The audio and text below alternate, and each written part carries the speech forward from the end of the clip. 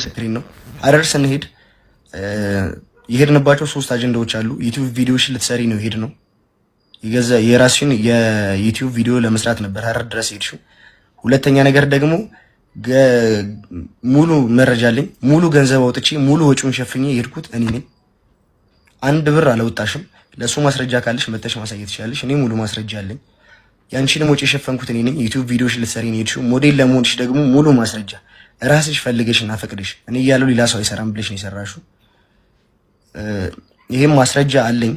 ላይቭ ላይ ከፈለግሽ ላይቭ ላይ ሁለታችን ፌስ ቱ ፌስ የፈለግሽውን ሰው ይዘሽ በድሎኛል ያለ ፈቃዴ እንደዚህ አድርጎኛል ብለሽ ላይቭ ላይ ሐቂቃሽን ይዘሽ ማስረጃሽን ይዘሽ እኔን ማውራት ትችላለሽ። እኔም ማስረጃ አለኝ። በማስረጃዬ መሰረት መልሶችን እመልስልሻለሁ ማለት ነው።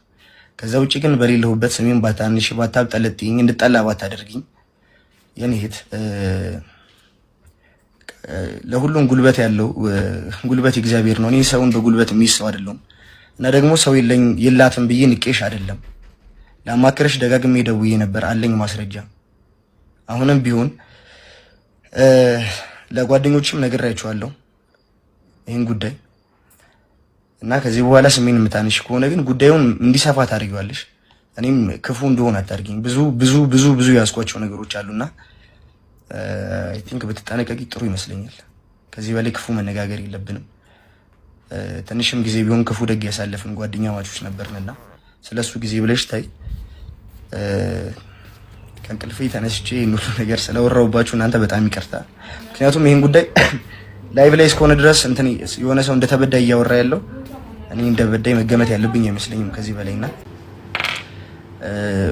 እውነት አለኝ ካልሽ ማስረጃሽን ይዘሽ ላይቭ ላይ በጓደኞችሽ ፊት እናውራ። እኔም ማስረጃዬን ይዤ እቀርባለሁ ማለት ነው እንጂ እንደተበዳይ አስሬ ማልቀሱ ተገቢ አይመስለኝም። ይሄን ነው ማለት ነው።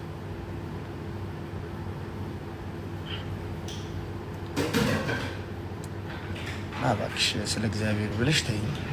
ወደፊት ጩኸቱ ለማይሰማ እንስሳ መልስ አትስጡ። እሺ ዝምታ ወርቅ ነው።